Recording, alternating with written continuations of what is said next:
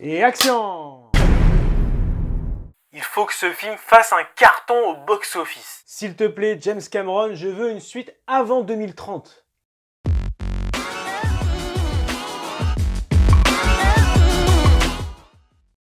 Bonjour à tous, bienvenue sur Media Show et comme vous l'avez compris, aujourd'hui on va parler de Alita Battle Angel, réalisé par Robert Rodriguez, accueillant notamment Desperado, Une nuit en enfer ou encore Sin City, mais également produit par James Cameron. Alors, qu'en est-il de ce blockbuster de science-fiction? Passons tout de suite à la critique. Lorsqu'Alita se réveille sans aucun souvenir de qui elle est dans un futur qu'elle ne reconnaît pas, elle est alors recueillie par Ido, un médecin qui comprend que derrière ce cyborg abandonné se cache une femme mystérieuse avec un passé extraordinaire. Et ce n'est que lorsque les forces de l'ordre qui gèrent la ville d'Iron City se lancent à sa poursuite qu'Alita va comprendre les clés de son passé.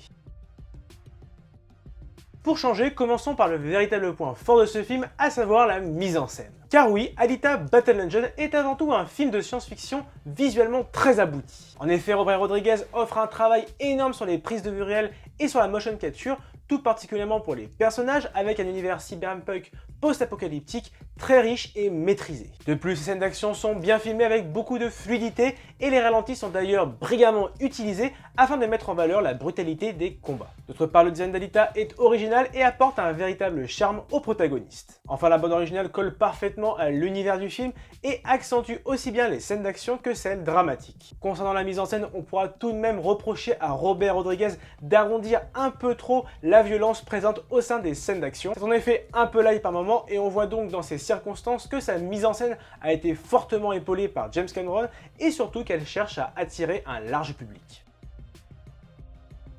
Concernant le scénario, la première chose qu'il faut savoir, c'est que la réalisation de Robert Rodriguez est en fait une adaptation du célèbre manga Gunm.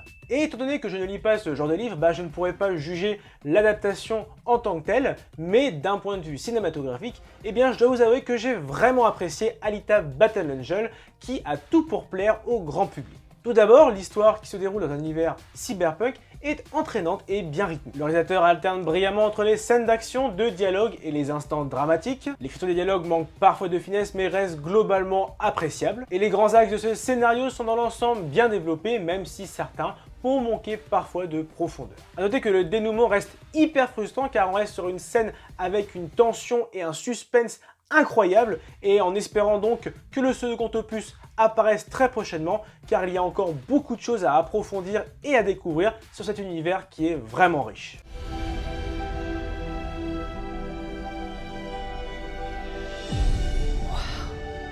Côté personnage, le protagoniste Alita est également bien développée, elle est attachante, son innocence et sa générosité apporteront de la sensibilité à cette histoire et même si son passé est encore assez mystérieux, on a vraiment hâte d'en apprendre davantage dans les prochains opus. D'autre part, la relation qu'elle entretient avec Hugo est touchante et avec elle, il y a également le docteur Ido qui est un personnage au passé tragique et également bien développé.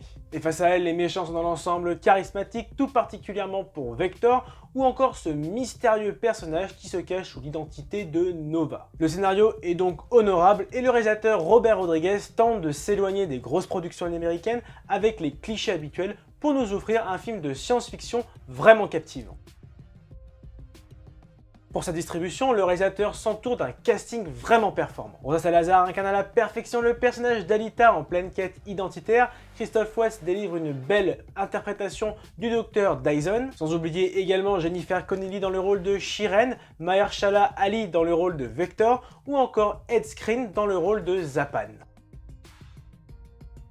Pour résumer, malgré ses quelques défauts, Alita Battle Angel est un très bon film de science-fiction réalisé par Robert Rodriguez et produit par James Cameron avec un scénario captivant, une mise en scène et un univers vraiment riche et un casting performant.